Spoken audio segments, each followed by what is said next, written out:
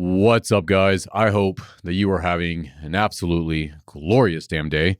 Today I'm sitting down with one of my closest friends, Mr. Jon Parker. Jon should have been on this podcast probably since the beginning. He has been with me every step of the way throughout Norse. And for some reason, we're just not making this happen, even though I see you almost every day. This is true. Yeah. But here we are. Jon is a pro strongman. He's got a bunch of different records in powerlifting. And we're just going to kind of shoot the shit today. We don't have a general direction for the podcast, as always, with any of these conversations, but it's always fun. And hopefully you guys get some value out of it as well. But how long have you been lifting? Lifting in general, I started when I was young, probably middle school, went into high school, joined the Navy, stopped lifting for probably until I was 20. I was probably 25 when I started back. And then probably for the last... now 11 years, I've been hitting it pretty hard. I had no idea that you lifted in middle school. Oh, yeah. What got you into it then? Football. Football. Okay. Yeah. I think the first time I ever stepped foot in a weight room was 8th grade year. Did you notice anything about yourself there where you're like, oh, I might actually have something? Were you naturally like... I was actually abnormally strong for an 8th grader, I would say. Yeah. I think I was right around 100. I was under 5 foot and probably 100 pounds. And I think the first ever time I touched bench, they made me max out, and I hit 205. Yeah, whereas in most people, they have to struggle to get to 200 plus for a little while. Well, even when you started powerlifting. It was sloppy as shit, though. Yeah, I'm sure it was. You were, 5 years old or some shit like that? That was an exaggeration. But even when you started powerlifting in your mid-20s, I mean, didn't you walk up and just pull like 405 or some shit like it was nothing? I think the first time I ever maxed my deadlift, I hit 465. I never deadlifted before. What made you want to get back into it? Honestly, I had some friends at the time that were, they were lifting pretty regularly. I was actually running at the time. I was doing like distance running. I'd probably run 8 to 10 miles a week. And then my buddy Mike hit me up one day. He's like, hey, you should come lift with us. And like, we're at the gym up the road.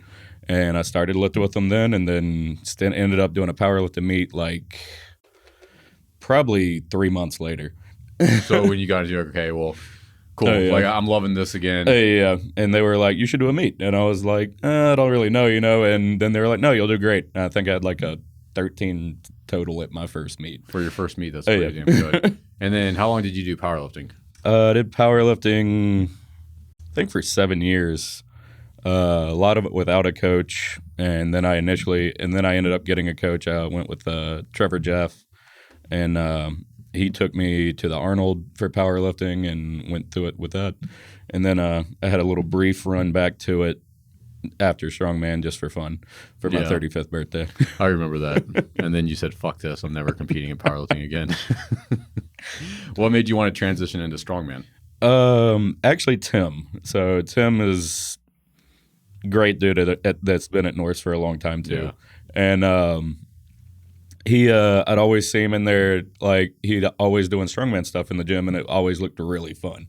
And he started training me on a couple things, and then he's like, oh, you should do a meet with me. And we ended up doing, I think it was Beast of Bluegrass together. And that was probably one of the most fun meets I've had, was actually competing with Tim. Yeah, Tim's the man. He's another person that should have been on this podcast a long time ago and still hasn't been. But we'll make that happen as well, which will be fun because Tim is such a wealth of knowledge. Oh, he knows all everything over the place. About everything. Yeah. Way too smart. And for the people that don't know Tim, which is probably everyone listening to this podcast, because he doesn't have social media, which is the one thing I love about him the most, is he has no interest in social media or anything. But he is one of the most jacked doctors that you will ever meet in your life, and just all around really good dudes. One of my favorite stories about you is we didn't know each other, but around the time that I was going to open up the compound, I was going through the Norse Fitness Instagram, which at the time we had like 5 customers. And I remember seeing a video of you doing pull-ups in one of the first tank tops. And I was like, wait, that's the same gym that I'm going to in Concord. I was like, why is someone in Concord wearing a Norse t-shirt? So I hit you up, and I remember, just kind of saying thank you or whatever. And then I told you that I was going to be opening up a gym. Yeah, just let me know. And we didn't talk for the rest of that time. Oh, yeah. And then the day before I opened up the gym, you sent me a message and you said, hey, what time are you going to be at the gym tomorrow? And I said, I'll be there around 10. I got here at 9:45. You were already in the parking lot. And then you paid for a full year up front. And that was honestly extremely nerve-wracking for me because you were the very first person to sign up and you paid for a full year. And I remember telling you, I don't know if this is going to be around in 2 months, man. And I won't be able to give you a refund if this shit goes under. And you're like, nah, you're good. But that was probably one of the first times that someone put faith in me. And we didn't even know each other. No. Yeah. And then throughout this entire journey that is Norse Fitness, the Compound, all that good stuff, you've been there every step of the way. And that is like the best example of who you are as an individual, like as your character. Like you're always there to help out. And I know that you don't like this type of stuff, so we'll pivot now. But Tim is the same way. Anytime that I absolutely need anything at all, I know that Tim is there. And since you have been a member at the Compound and we do have that type of community here, I feel like we sometimes take it for granted. Oh yeah. Especially like if you go to another gym and you expect just the camaraderie and like the people that are around you, it's not the same. It's not the same. And for us, it's just normal. But a lot of gyms, people don't talk to each other. And if you are someone, especially a man that's looking for that almost brotherhood or whatever, you can't really find it around you. So you start going to a gym hoping that you do. Everyone's got their headphones in. They don't want to talk to you. Whereas in the Compound, that's rarely ever the case. Oh, yeah. I spend more time talking than I do with lifting. Yeah, and that's how most people are here. People still have their headphones on. Like when I train, I still do as well. But most people here are always helping each other and talking to each other. And it really is, as cliche as it is, like it's one big family. Oh, yeah. And even though people have come and gone throughout the years, we've always had these waves of new individuals come in, and certain people they click. They fit in as soon as they get there. And we almost know as soon as they walk in, you're going to be part of it. Because the Compound is split up in those two different things. Because it is an open gym. Anyone can join. Some of the members, probably about 50% of them, are just people that don't want to go to a commercial gym, so they come here. Yeah. Because it's the best option. But then you have other people that come in and they're like, fuck yes, I want to be a part of everything that this is. And I think that has really helped build all of us over the years, is having that. And at times when I'm just stressed out of my mind and I'm wanting to give up on all of this, I often think, what would I do without the Compound? What would I do without Norse? Because this is everything. It goes beyond just it being a company or it being my gym. This is where all my friends are. If I didn't have Norse, dude, I wouldn't talk to a single person. I would never see anybody. A hermit. Same, right? And as much as I enjoy isolation and all that good stuff, I need that. But at this point, I know that I wouldn't be able to find that anywhere else because I have such a high standard of the people that I surround myself with now. Can you imagine going to like Gold's Gym? Oh, not at all. Right? Like we would be ruined, man. Yeah. But I get kicked out. Yeah, absolutely. I would force myself to get kicked out just so I didn't have to pay the contract anymore, right? It's going to be this much to cancel. I'll just start breaking shit. Not even on purpose. They'd probably just break. Yeah, it would just break. But I do wish that there were more opportunities like that available to everyone else because we are extremely fortunate. And I don't know necessarily how to help other people find that for themselves. Like we have the online aspect of Norse, and I feel like a lot of people consider that to be part of a community. Oh yeah. People identify with it. Oftentimes someone will start following me on my personal account, and then I'll look and they're following all the main people of Norse already. And I'm like, okay, well, this is usually how it is. And then I know that people message each other. I'll see people comment on each other's things, like even outside of the whole Norse Instagram page and shit like that. But it's not the same as having a real life situation. Yeah. The craziest thing to me is like I was doing that max deadlift one time and I just shot out a random hey guys, who wants to be here? We're gonna lift heavy as fuck one day. It's like a Tuesday night. Yeah, it was like random middle of the week day, and people showed up from Virginia. People showed up from they drove 5-6 hours just to come hang out and lift. Yeah. And then we have, Salwin Deadlift Challenge. We're not having it this year, which is kind of a bummer, but we always doing the same thing. We had people coming down from all over. We had Ohio, we had all kinds of crazy places. We had people coming down from Canada and stuff. That before. is right. Yeah. But if you are someone that is looking for that community, which I think everyone needs because we're a tribal species, try to find those more micro type gyms. That's going to be your best bet. And they are more popular now than they have been in the past. Like whenever Norse started, there was really nothing else. It was us. Yeah. Within probably a 100-mile radius. And now there's a bunch of other ones kind of scattered around Charlotte, not because of Norse. It's just other people doing their own thing. And you're starting to see that in a lot of other places. So look for those micro gyms because that's where you're going to find the right kind of people. And then, of course, martial arts.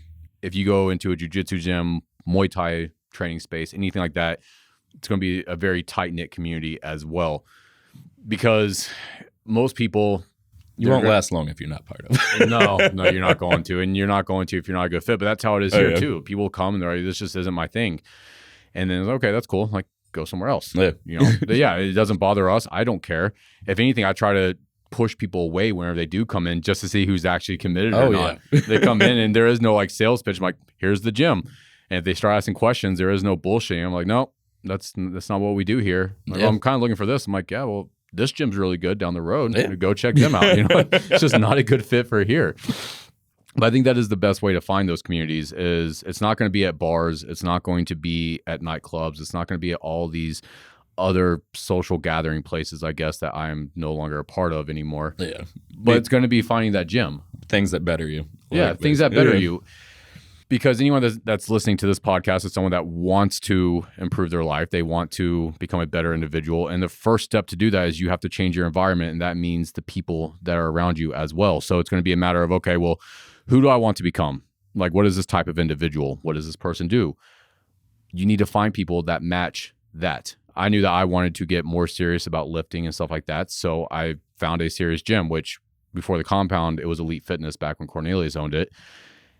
And that's when everything really started to click. And that's when I was really able to start progressing. And then just being in that atmosphere around other people where you're not the biggest fish in the pond. I hate being the strongest person in a gym, and it drives me insane. No, but even here, you are definitely one of the strongest. But there are certain lifts that other people are stronger with. And there's Dom. Like, Dom is a tank. Yeah, Dom's a tank. I mean, Tim's another one. I mean, there's how many people here that deadlift over 700 pounds? At least 10. Yeah. At least 10. And it's weird because at first, no one was. There was like 680 deadlifts, 690. Oh, yeah. Someone hit that 7, and then all of a sudden, everybody's hitting 7. Now everyone's hitting fucking 8. Which is absolutely wild. But it's also caused all of us to just not actually comprehend what numbers mean anymore. Yeah. Because we're like, I'm so disillusioned now. I don't know what is heavy anymore.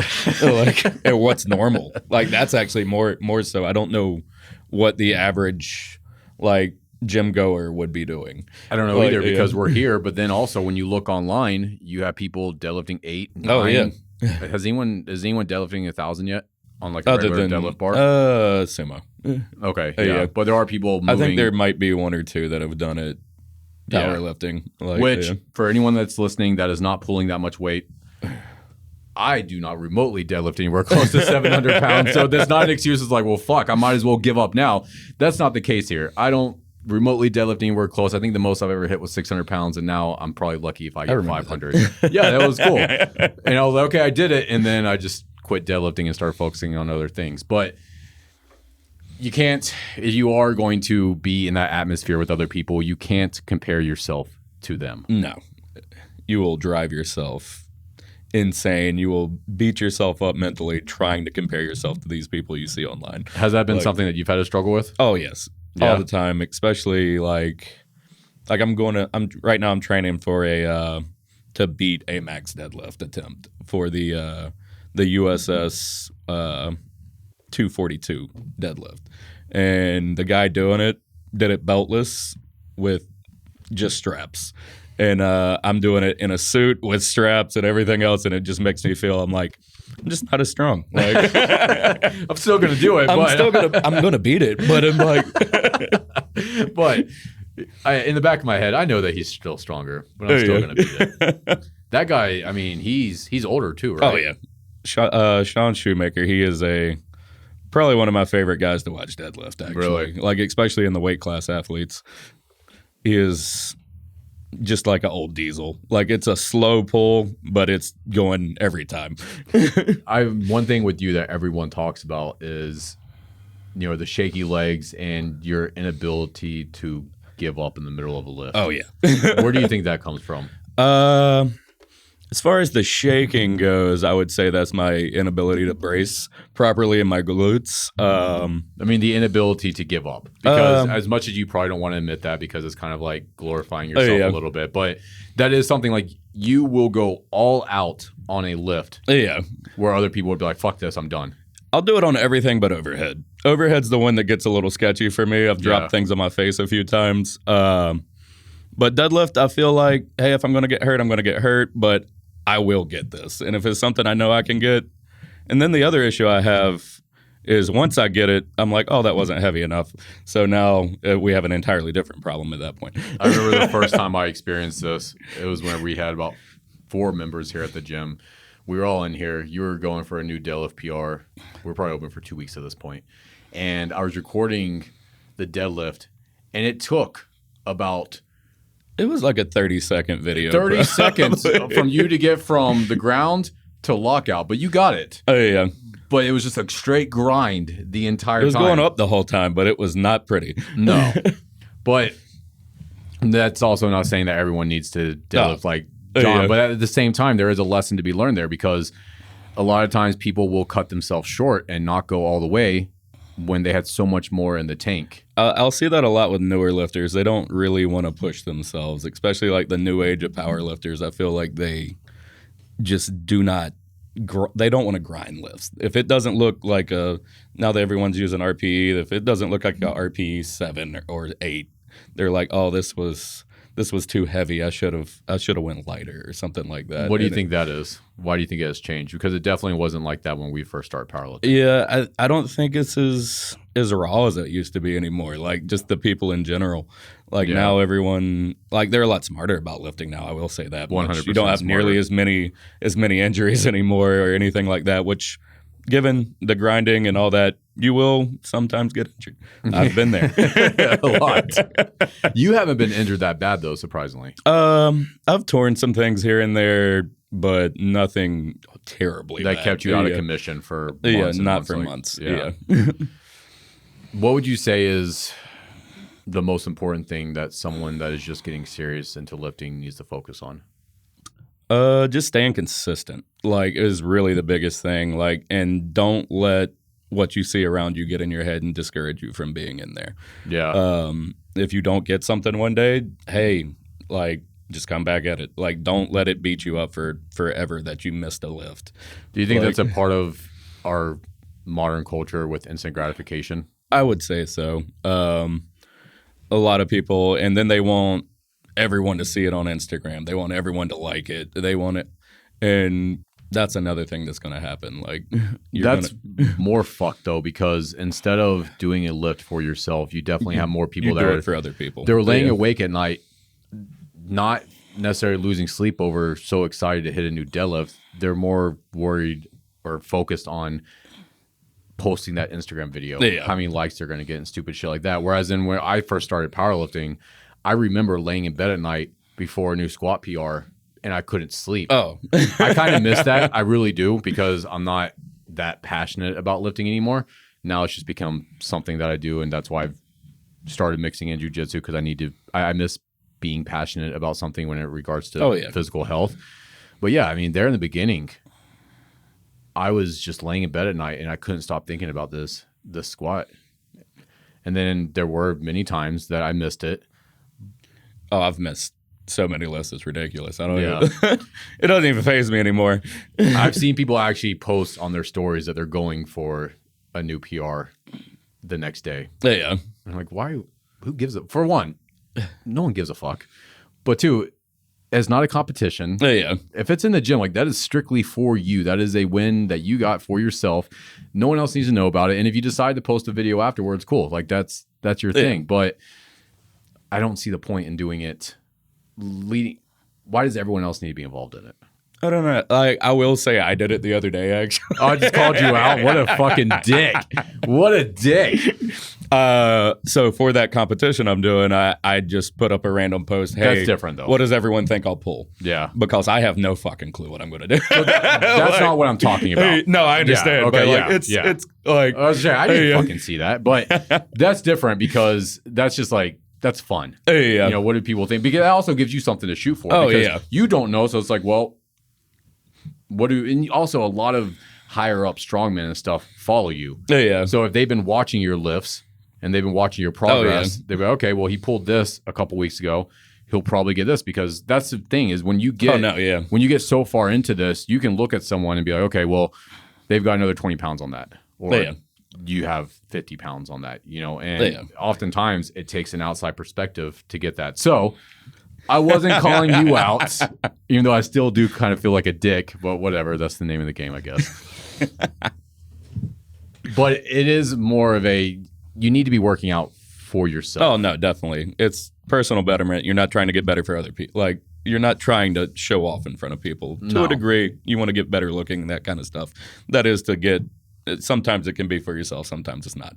Like, it's always for other people. Yeah. Yeah, it is cool to like look in the mirror and see more muscle and stuff, but it's not as good as walking into a room and being like, I'm the most jacked motherfucker. I'm the most jacked fucking dude here. You know, that's a good feeling, especially as a dude, dick swinging and everything. Oh yeah.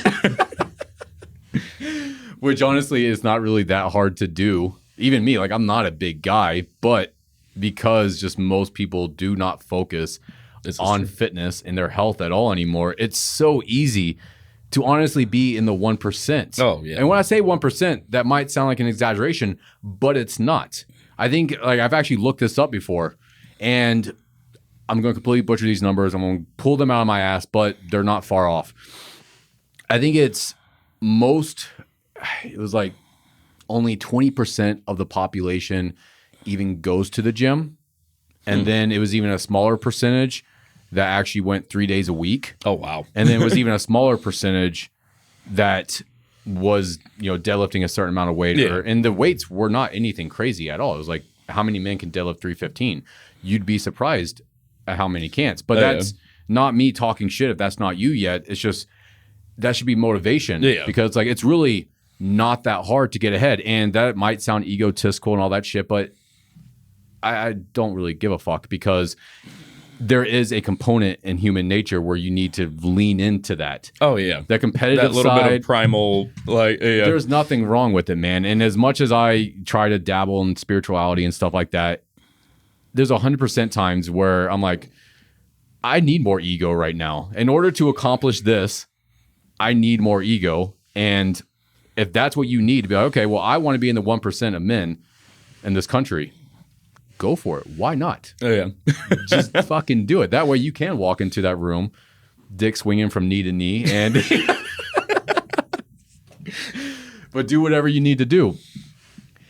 And I think it goes beyond that too, because you want to be attractive for your partner. Yes. As well. Oh, definitely. And that goes both ways. Women need to want to feel attractive to the husband or boyfriend or whatever, and guys need to make sure that they don't completely let themselves go.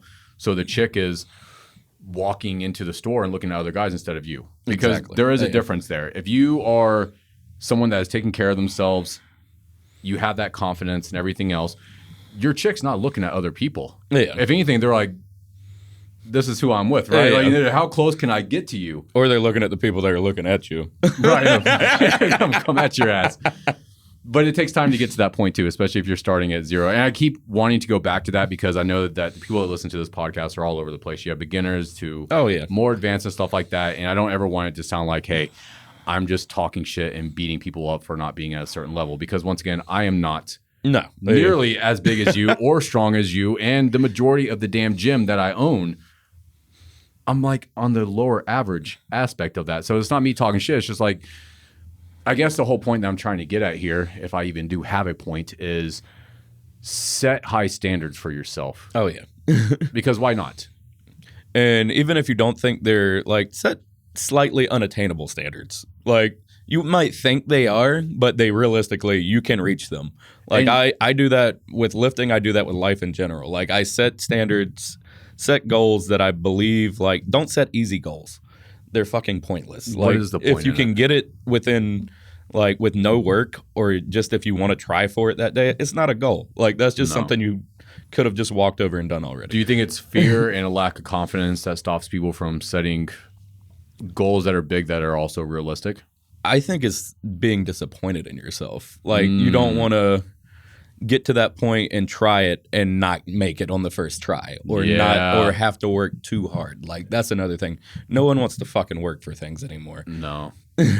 It's kind of like asking out the girl and shooting your shot. Yeah, you know, you're afraid to get shot down. Yeah, like, but you're never going to know unless you fucking try. Like, what is the worst thing that will happen, dude? That was me for the longest time. I was so terrified. You're not going to die. Like, you're not going to die, but there is a part of us that thinks that we will. It's that primal side of us that doesn't realize, like, hey, there's not a lion. Like, we're not in danger here. But that was me for a while, man. Like, even into my 20s, nightmare going up to like a girl, and finally one day, there was this chick at the coffee shop that I was going to, and I really had no interest in dating this girl or anything. I figured she was going to shoot it down or whatever. I was like, I just need to do this. Yeah, just to do it for myself. And man, I did it, and I remember how good. I called Gobble afterwards. Literally, I called Gobble, and I was like, I just did this. You know, he's like, my man. So I tell that, and it's a little embarrassing, but I'm just saying it's like, this is something that is normal that everyone has to deal with. And it goes back to what Jon was saying. It's just, you're not going to die. It's not as big of a deal as you think, especially the goals that we set nowadays. Oh, yeah. You know, with business, it's a little bit different. It's like, if I make a business move that does not work out in my favor at all, and it's a complete bust, you know, I have a family, I have a daughter, my entire livelihood goes under. But at the same time, if I don't set ambitious business goals, you're not going to progress. Like, I'm not going to progress, and nothing's going to happen. Especially with business, because you have so much competition. If I'm not doing shit that is far out there that other people don't have the balls to do, I lose. And when it comes to business, I don't fucking lose. Like, I refuse. I refuse. You know, the gym, whatever, lift more than me. But when it comes to business, not even on a sales thing, it's just like, you're not. It's not. And there are definitely people that do beat me. But either way, like, that's the kind of mindset that I try to have for it. And I've always been the same as you. You know what? Like, I'm just going to shoot my shot, because the last thing that I want is to be laying in bed at night with regret. With the what if. Like, don't ever. Oh my God. I often think about older Andy, you know, 70, 80-year-old Andy. And almost every decision that I make nowadays is centered around, what is that old man going to think? What does he want? What can I do right now to make that old man proud? Will he be like, yeah, this is what I wanted you to do? Like, he's like, no, fucking good job, man. Like, we did it, you know? I just want to I don't care about making anyone else proud, really. You know, I do to a certain extent. I want my friends. I want my girlfriend. I definitely want my daughter. I want my dad. You know, I do. But at the end of the day, man, there is no one that I am trying to impress more than older me. Oh, yeah. And I think it's because I've gotten to that point now, as I'm 33, I look back at younger Andy and I'm proud of him. Oh, yeah. For the crazy shit you were doing, like, as far as like starting multiple companies at your age. At 25. But it's the same with you, man. Like, I'm sure that you look back when you got into powerlifting, especially when you started taking off in Strongman and stuff, you look back and you're like, I'm glad I did it. Oh, yeah. Because if you didn't, what else is there? And I think we need goals and aims for ourselves, because we don't have other opportunities in life to prove ourselves to ourselves, not to anyone else. Oh, yeah. But you need to be able to prove to yourself that you are capable of more. And then to me, it's like a drug. It is the most addicting thing in the world. Oh, yeah. I think self-improvement is the most addicting drug, because once you get that first victory, and you're like, oh, shit. Then you just want more. You want more, man. You're fucking hooked. I've talked about this before on the podcast. I've talked to you about it. I've talked to someone this morning about it, actually. Actually, it was last night. But you're never happy once you finally accomplish whatever you were doing. Not at all. And I know you, out of all of my friends, we can relate on this the most, right? Like me and you both we shoot bigger than most people, but we also just are emotionless when it comes to that final outcome. It doesn't matter what it is. If it's life, if it's the gym, if it's anything. Like I'll say I beat this deadlift record, I probably might laugh a little bit. I'm not gonna fucking jump up and down. I'm not gonna scream. I'm not throwing shit across the fucking room. I'll be like, oh well, I could have went fucking heavier if I got it. All right. Like, do you wish that you could? Do you wish you could like feel that type of excitement? I wish I had that Ranson level of excitement on things. Like, sometimes I like to think that our approach is kind of a superpower, but no, Ranson. Ranson is the best at it because you can really tell that he loves it. And if someone was to look at me and you after a win, they'd be like, "Did you lose?" Like, yeah, did you lose? Right. But you know what's sad, man? In my head, I still convinced myself that I did lose. Now that you said that, it really just struck a nerve with me. I'm like, holy shit! Certain part of me thinks that like I still lost. Enough. I didn't do enough, even though I went beyond what I set out to do. You felt you accomplished it, and it was within your reach. Yeah. Well within. So that makes you think you can do more. Sometimes you want to fail just to know that, hey, I tried my fucking hardest and it wasn't enough. And now you just need to work that much fucking harder. I think I set myself up for failure a lot. Not like in the way that sounds, but I think I shoot so high on things hoping that I fail.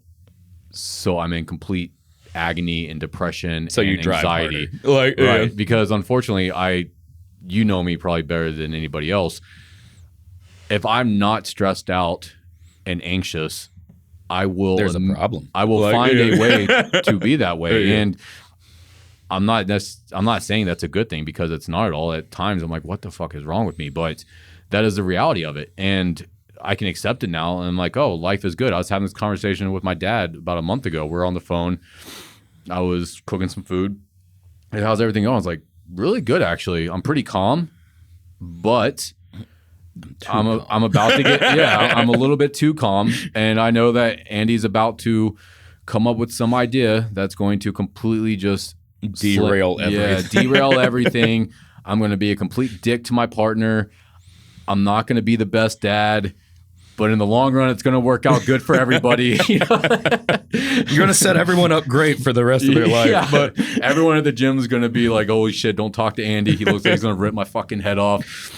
He's got his headphones on again. He hasn't said anything to anybody. Yeah, we're in that chapter right now. Yeah. It's funny because so many people in this gym, especially new members, your wife, for example, terrified of you. They all think you either fucking hate them or don't give a fuck. Like one of the two. And you know what's funny, man, is it's the complete opposite because I love everyone over in that gym and I hope the best for them. And I'm always in my head, I'm like, I'm watching them. I'm proud of everybody. But then I hear shit like that is like, Heather, your wife. Oh, forever. She was like, does Andy like me? And I was like, no, he loves you. Yeah. And I wish I could see myself from an outside perspective because I'll just start videoing you. Yeah, don't do that, man. I'll probably hate myself more than I already do, which I don't actually hate myself, guys, but not anymore. I hate certain aspects, but we all do. Things we can work on. Yeah. I've really been like, this has been in the back of my head here lately, and this is completely off topic, but I've started to kind of really lean into these darker aspects of myself, like the parts of me that I've been trying that you need to work work out, but then at the same time not work out. Just sometimes they help. Exactly, man. Yeah. And I guess you would call that shadow work. I don't know. I haven't really dived into that world very much, but I was camping when I went camping a couple weeks ago. I went camping for 3 days. I was completely by myself, and it was like 2:00 in the morning. I had this fire going. I might have taken a couple things to help, just expand my level of consciousness and all that good stuff. But I remember it being out there 2:00 in the morning. It was cold. I was looking at this fire. It was dark. And I remember thinking about how much I loved that atmosphere.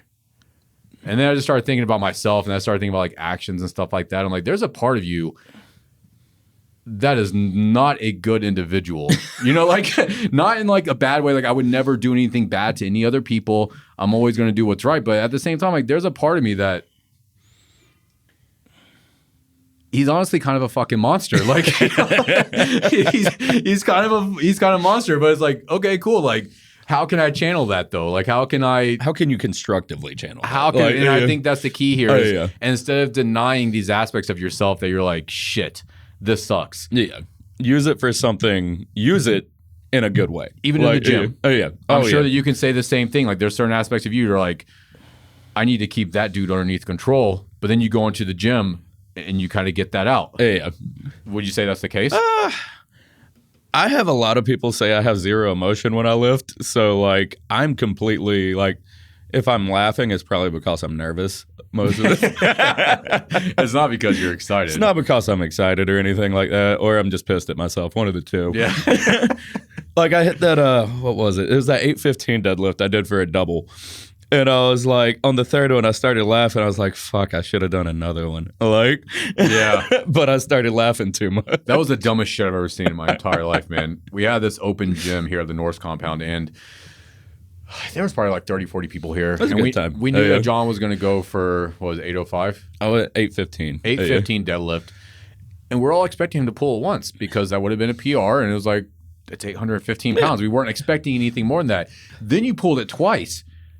And I remember thinking, I was like, this piece of shit goes for the third rep. And you did have a third rep in you, too. The second one moved faster than the first one. Stupid, man. It was so silly. What is, because I know that you just said, pissed off at myself. And I know that you have been working on that. We've never talked about it, but how have you been working on that throughout the years, like giving yourself more slack? Honestly, just learning to calm down, like, is a big part for me. Like, I used to get fucking spun up and overthink and just go, like, beat myself up over things that I had no fucking control over. Yeah. And it took me forever to get to a point to where I would just, like, hey, I'll figure it out as I get there. I'm not going to fucking pre-plan anything. I used to be miserable about planning shit out so hard, and then one little thing would go wrong and blow my entire plan to shit, even if I had backups to those that I would always do as well.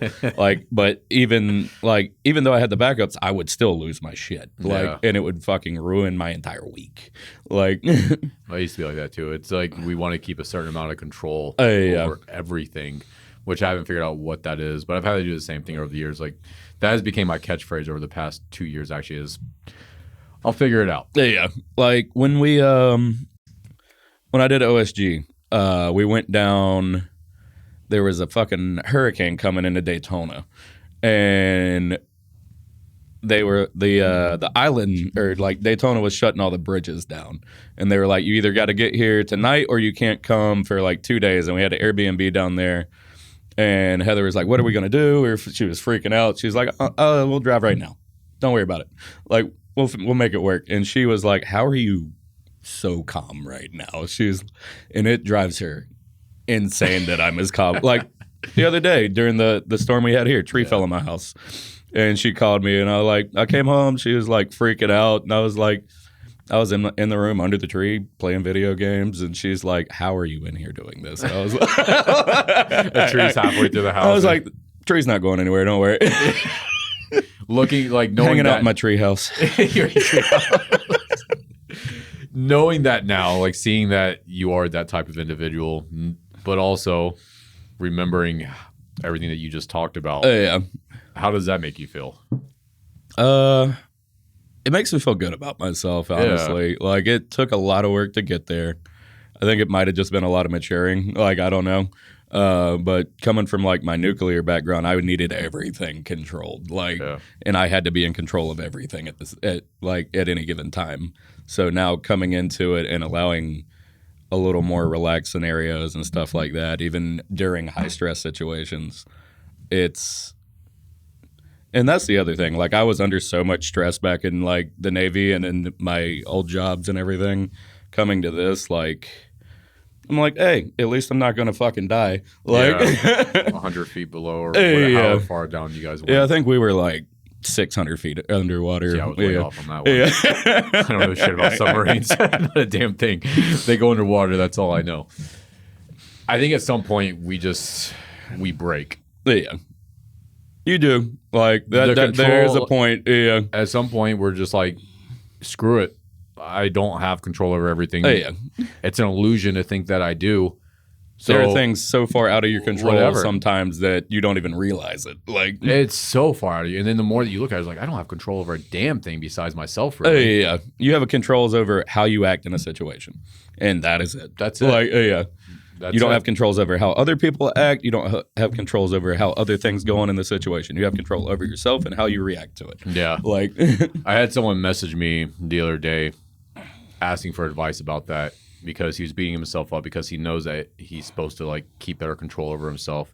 He's like, how do you deal with it? And I was like, bro, I threw a coffee table across my living room the other day. Like, I'm not the master at this either. But at the same time, I didn't necessarily beat myself up about it. I felt bad and I felt a little ashamed of myself. But I was like, well, dude, do better next time. Yeah. You know, and then that's all you can do with any of this type of stuff. So, yes, you need to have control over yourself because that is the only thing you do have control over. And you need to constantly be working towards improving that. But you're going to mess up and things are going to trigger you and you're going to lose control sometimes. Yeah. And there's some things that might just hit you and you might think you have fucking control, but then you're going to go off the fucking walls. Like, yeah. And you can train it as much as you want, but then like how you react in that situation, once you do realize that you're losing control and bring it back is when you'll really see like. And that's the only way you can do it. You can read all the damn books that you want. You can meditate. You can do all of this different shit that I have tried to do to get especially anger under control. And none of it's going to do a damn thing better than just actually fucking up and doing you better have next to be time. You have to put yourself in shitty situations sometimes. Yeah. Like you can't always live in the oh, this is so fucking nice and like nothing's gonna bother me here scenarios. Like put yourself in uncomfortable situations. It doesn't matter if it's in the gym, at home, fucking at work. Like, go out of your way to fucking try to progress yourself at work and, like, take on extra responsibilities. Let it stress you out, like, and see how you react under that. That's a good point, especially with work, because that is something that everyone can apply, but there's so many people nowadays, it's like, well, it's not my job. Yeah. And people are like, oh, I'm not getting paid for that. Oh, like, I'm not going to do that if I'm not getting paid for it. Well, that's how you're going to get fucking paid for it in most scenarios. And that's why they get fired. And they're like, well, I don't understand what happened. You suck. You weren't doing anything. You weren't doing anything. You weren't performing. Yeah, you got hired for this, but if you want to stay here, you need to provide value to the company. You need to make yourself a capable individual. Yeah. You need to get better. And the only way you get better is by doing shit that you're not already doing. Yeah. It's as basic as that. I'm glad you brought up the job thing, though, because that is the best way that people can really just practice that on a daily basis. And I talk about the same thing that you just did all the time, and I've never once used that, but it's because I don't.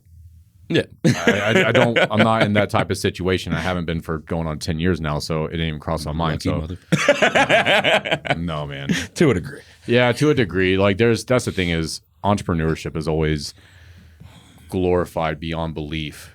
It's like I envy you guys at times. We have it a little easier than you at times. Yeah, man. Like, I don't have days off. Yeah, you don't. Like, and your day starts, it doesn't stop realistically. Like, no, it doesn't. I wake up and. Especially when you have international, like. Yeah. It's either, I wake up, I'm immediately trying to tackle whatever I can for myself. Maybe some quick meditation or reading a book, reading something, and then immediately getting Genevieve ready, and then immediately diving into Norse. Your daughter on top of it. Yeah, I'll learn soon enough day. on that. But yeah.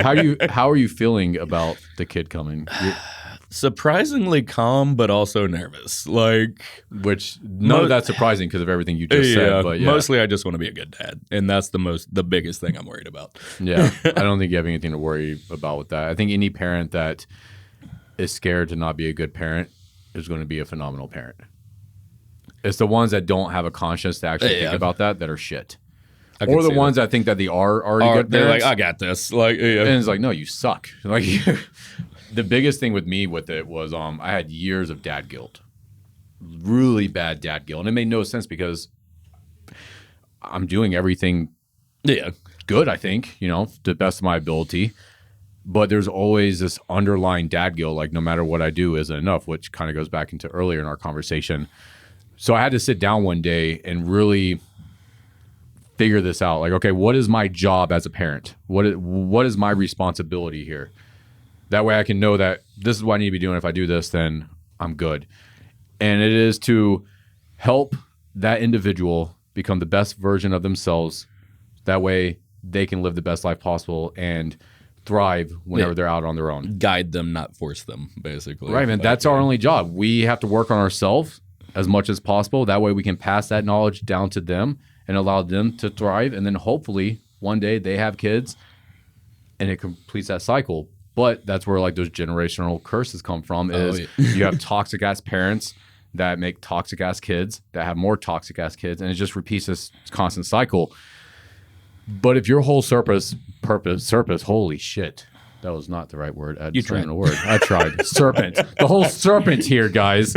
No, but if your purpose as a parent is, okay, like I just need to help this kid grow up into a solid individual. And navigate life. Right? Because that's really what we're doing here is, here you are. We don't have it figured out, and they're not going to have it figured out. And we never will. Yeah, so but if we can set them up as much as possible by working on ourselves. I know what I fucked up, and I'll help you not fuck that up. Like, or I'll let you fuck it up and then tell you how to. I remember the first time, like, Genevieve really, I knew that Genevieve was about to fall down and, like, eat shit. And I was in my head, I'm like, okay, I can either tell her. Yeah, I was like, I can either tell her or it can happen. It's like, how bad is she going to get? All right. Yeah. Yeah. And then it happened, and it wasn't too bad, but she did learn a lesson. And that was it. Some lessons you got to learn the hard way. Every damn lesson, dude. As much as I want to be like, more than once. Yeah. There is definitely that phrase, though, that is correct. It's like, you know, first time it's a mistake. Second time, it's not a mistake anymore. It's a habit. Like you know, you can avoid it. That doesn't mean it doesn't stop happening, but it's like, yeah, no, this is a part of you that you need to work on. Third time. Third time you need to get your shit together. What is the thing that you are most excited about? I don't know if that's the same question I asked, but I don't know. I guess just getting to, like, I like teaching. Like, I love teaching things. And so, like, watching him learn and, like, is going to be huge. Yeah. Teaching him in different ways to learn also. Like, that's going to be crucial for him. Yeah. Because most kids aren't taught that, and then they're taught how to learn in school, which honestly is not the most effective way to learn at all. And then they get out into the real world and not shit. Have you felt like a sense of motivation increase knowing that he's on the way? Yes and no. Like, it's very strange. Like, like, the motivation is more toward bettering myself and getting ready for him, as opposed to, like, I've noticed my motivation in the gym has dropped off, like, a good bit. But it's because it doesn't matter as much to me anymore. Like, it's more like I've had that point in my life, and I can slowly transition to I want to be the best I can at it. Yeah. Like, He's been being the best that he can across all these different domains and not just the gym. And I know how much time I spend here. Like, you do spend a lot of time. Like, on average, I would say, like, at least 4 hours. Like, while Which also, this is like where you see. This is my socialization. Yeah. Like, I work from home now, so, like, previously I was working 12-hour shifts, so I never fucking saw anybody anywhere. No. Like, I remember when you were on the swing shifts, and I came in one morning, and you fell asleep rolling. You had like the foam roller. And you're just on the floor, passed out with this foam roller, like underneath your IT band. I was like, "What are you doing, man?" That wasn't the only time, though. No, I came in it's another happened time. more. It's happened you more were than asleep once. on the bench. Those benches were comfy, man. Yeah, they are comfy. They were comfy. Now they're broken in. I'm excited for your kid. Oh yeah. I was telling you and Heather that the other night because I haven't really said that, but I think about it pretty often. And I'm like, I'm just stoked for this little dude to get here. You know, even though it's going to be like pretty boring for me for a little while. Until he can like do things. Yeah, and I think that's what I'm looking forward to. One, like I'm looking forward to you stepping into that role that I think you've been ready for quite some time. Yeah. I'm excited to see like how you develop and who you turn into as well. But it's also just going to be cool to have some little shithead like, you know, running around and stuff because we're surrounded by girls right now. And by that I mean we have Genevieve and that's pretty much the only kid. But having a little boy in here in about a year or two, he starts walking. You know, that's going to be fun. It's going to be. He's like me. It'll be like a little early. Hopefully. I think I was climbing on top of the fridge at like 9 months old. Yeah. Heather's been working out this entire pregnancy, right? Yeah, she has been killing it. Like I am so proud of her. She has been like.